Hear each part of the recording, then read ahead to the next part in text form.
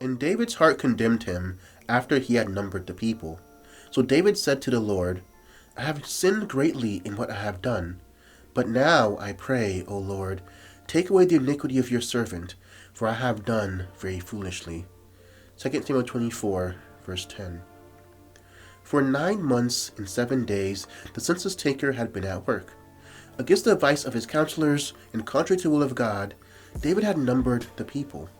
With a view to extend his conquests against foreign nations, David determined to increase his army by requiring military service from all those who were of proper age.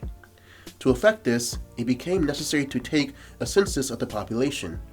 It was pride and ambition that prompted this action of the king. Finally, David's conscience gripped him, and he confessed his mistake to God.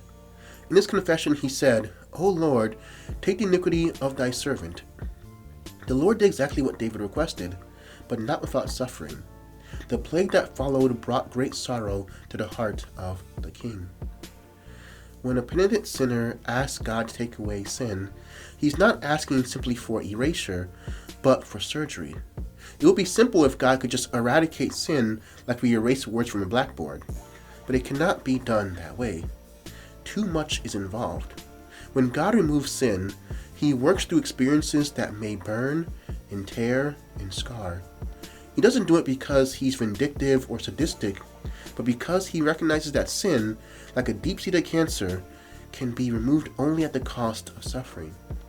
If guilt could be taken away by good resolutions, by the payment of money, or by visiting a confessional booth, man would lose sight of the seriousness of sin. We often quote 1 John 1:9, if we confess our sins, he's faithful and just to forgive us of our sins. This sounds easy, but we must not forget the remainder of the text, where it says, and to cleanse us from all unrighteousness. When we ask for forgiveness, we are also asking to be cleansed. And cleansing isn't easy. It may require deep and painful surgery, but that surgery is done by a kind and skillful hand. And as always, think on these things.